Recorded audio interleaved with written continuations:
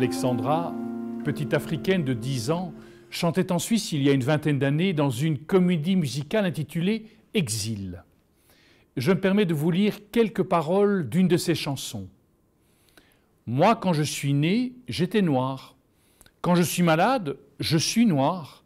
Quand j'ai froid, je suis noir. Tandis que toi, quand tu es né, tu étais rose. Quand tu vas au soleil, tu es rouge. Quand tu as froid, tu es bleu. Quand tu as peur, tu es vert. Quand tu es malade, tu es jaune. Dis, c'est qui l'homme de couleur? En quelques mots d'enfant, voilà qu'elle nous remet un peu à notre place. Les gens de couleur, pour ne prendre que cet exemple, sont pour certaines personnes racistes, un peu les lépreux de notre société. Osons reconnaître que des lépreux et des lépreuses, il en existe encore aujourd'hui. Il y a d'abord celles et ceux qui sont toujours atteints par cette horrible maladie. Et puis il y a tous les autres. Tous ceux et celles que nous avons enfermés, emprisonnés dans des catégories bien précises, au nom de leurs différences. Ils sont là et bien nombreux. Et ces derniers, nous n'arrivons jamais à nous en débarrasser. Ils portent les noms de nos exclusions. Nous pourrions appeler cette maladie la lèpre sociale. Maladie d'autant plus surprenante qu'en ces jours où tout le monde se plaît à parler de mondialisation et de communication, nous prétendons volontiers que toutes les frontières ont été abolies.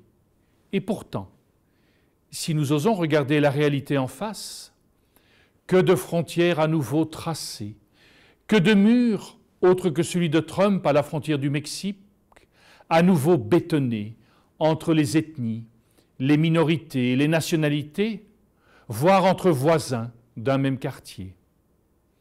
Également frontières des avoirs et des savoirs. Un besoin de sécurité face à la peur de l'autre, de la différence. Un moyen aussi de s'unir contre celles et ceux que nous avons décidé de diaboliser pour nous sentir bien. Des discours, des attitudes entretenues par les intégrismes, les idéologies fascistes et fondamentalistes. Et le pire, c'est lorsque nous nous croyons guéris de cette maladie, elle revient sournoisement, même par le biais de la démocratie. Le cas actuel de la montée de populisme dans de nombreux pays est une gifle pour nos consciences.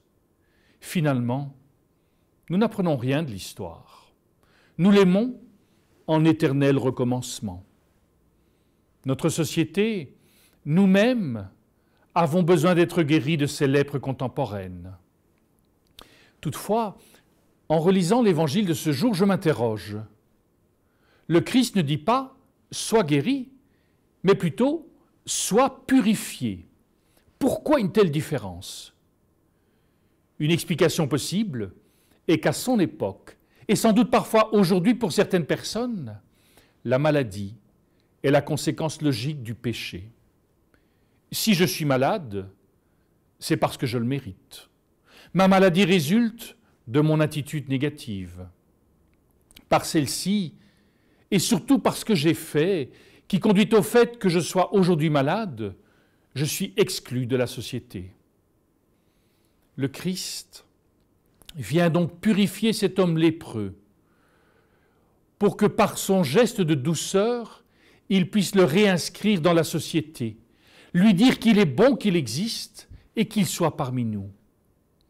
Voilà ce que Dieu attend de chacune et chacun d'entre nous. Il nous convie à éviter les ravages de toute lèpre sociale, c'est-à-dire le rejet de l'autre à cause de sa simple différence. Par son geste de purification, Jésus vient abattre les frontières, les barrières que nous avions construites. Face à l'exclu de son temps, le Christ tisse notre humanité avec le fil de l'amour.